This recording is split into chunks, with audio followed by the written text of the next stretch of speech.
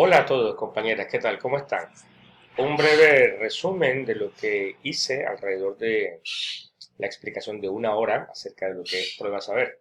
Entonces, adelanté algún terreno que creo que a todos les va a servir y tiene que ver con el encabezado de lo que es análisis de problemáticas psicológicas. Entonces, de tal manera que comencé con el marco de referencia, trabajé un poco lo que tiene que ver con en sí qué significa o qué cubre el módulo como tal a nivel general, o sea que nos sirve absolutamente a todos.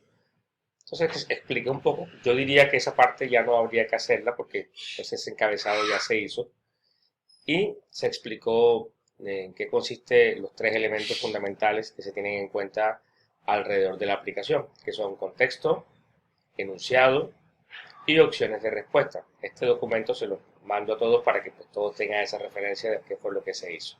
¿Okay? El trabajo clásico consistía en que al principio pues uno da o recuerda cuáles son los elementos fundamentales que se tienen en cuenta, es decir, el marco para poder responder. También lo hice. Entonces ya digamos que si se quiere es simplemente como resumen o tenerlo como referencia. Yo recomiendo tenerlo como referencia siempre, porque es que las preguntas giran en torno a este eje, al código bioético y deontológico. Entonces es importante que se tenga en cuenta siempre esto al momento de las competencias evaluadas. Eso si se quiere se puede explicar. Realmente no es el momento porque esto ya debió hacerse o se puede mandar. ¿Ok? Ya anteriormente esto se hizo. Y procedemos al simulacro en sí. Y aquí entonces cambió un poco las cosas a lo que se venía trabajando tradicionalmente. Y es que generalmente lo que se hacía era que se trabajaban elementos de preguntas y respuestas. Preguntas y respuestas. En este caso, no.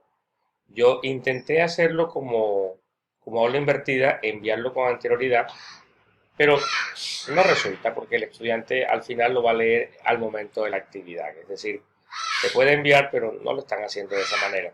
Entonces, eh, con base en este caso, formula interrogantes, esa fue la diferencia que se hizo. No fue simplemente el colocar una pregunta para hacer una respuesta, sino que se colocó el caso base para hacer preguntas. La premisa es que si yo llego a pensar en preguntas, estoy pensando y entonces será más fácil resolverlo, porque hay un proceso por encima de todo lo que es la respuesta automática y demás, que es el proceso pensado argumentado.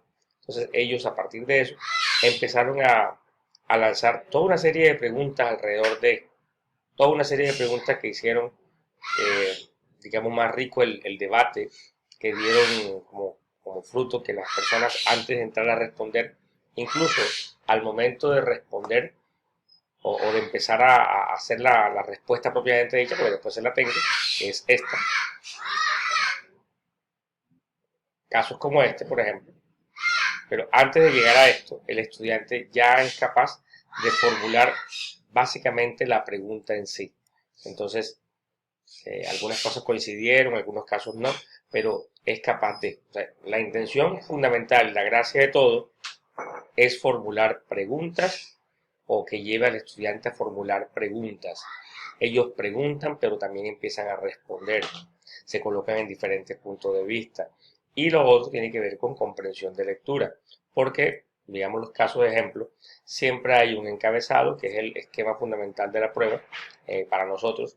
Siempre hay un encabezado que si se descuida pueden distraer, pero la pregunta fundamental está en el último párrafo, en el último pedazo o fragmento del párrafo. Entonces, al final te van a preguntar, la conducta de la psicóloga es éticamente incorrecta porque así hayas leído y hayas tenido un punto de vista conforme a lo que hayas leído o visto o revisado anteriormente, no importa. Es esta la que marca la cosa. Entonces, ¿cuál es la clave aquí? Uno, trabajar con lo que es formulación de preguntas alrededor de casos. Y dos, comprensión de lectura. Derivado de esto, es el hecho de que la gente, al tenor de lo que es el código deontológico, puede empezar a responder preguntas, pero también a formulárselas para luego intentar responderlas. La clave completa es que ninguna de estas preguntas va a salirle a la persona, ninguna. Y como ninguna de estas va a salirle, él debe prepararse para no solamente aprenderse de memoria, porque no le va a servir, sino aprender cómo se pregunta en este tipo de pruebas y entonces de acuerdo a esto cómo puede responder. Leyendo bien, trabajando exactamente el caso correspondiente, entonces al final ya yo coloqué cosas como esta. Colocaba la pregunta o la premisa, ellos formulaban preguntas y luego planteaba la pregunta que va directamente. De esto hay manuales y les voy a enviar la copia de lo que es el fundamento básico de la prueba. ¿Ok? Que ya ustedes lo deben tener, seguro que sí. Entonces es esto. Igual hacía, luego aparece la respuesta, pero antes de eso ellos simplemente tenían esto. Ahí planteaban preguntas, formulaban preguntas, jugaban con esto, empezaban a responderse las preguntas entre ellos y luego, bueno, hubo casos en donde me coincidió. Es decir, las personas, las preguntas que habían hecho hasta aquí, coincidió con la pregunta que iban a hacer más adelante la misma prueba. Y la probabilidad de respuesta cada vez fue de mayor éxito, de mayor éxito. Entonces, esa es la gracia. Esta parte ya es un poco, entre comillas, gamificada, porque tiene la parte de competencia entre ellos, de quién la hace primero, de quién la puede responder más fácilmente o quién por lo menos sustenta mejor, que es todavía más indicado. Pero eso es.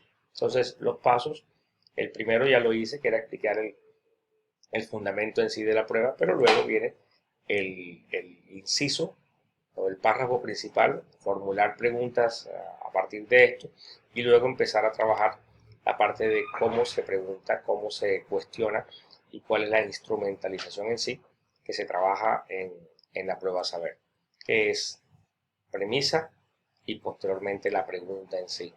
Si ellos desconocen este esquema, pues la mayoría de los casos están obedeciendo a elementos que están previos acá, pero que no tienen nada que ver con lo que va a preguntarle más adelante.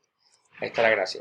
Al final de este simulacro, ellos ya los dejé solos, ya ellos mismos tenían que plantear sus preguntas y luego empezar a responderlas, y luego simplemente los dejé con las preguntas propiamente dichas y les fue mucho más sencillo, con un porcentaje de acierto altísimo alrededor de esto. ¿Okay?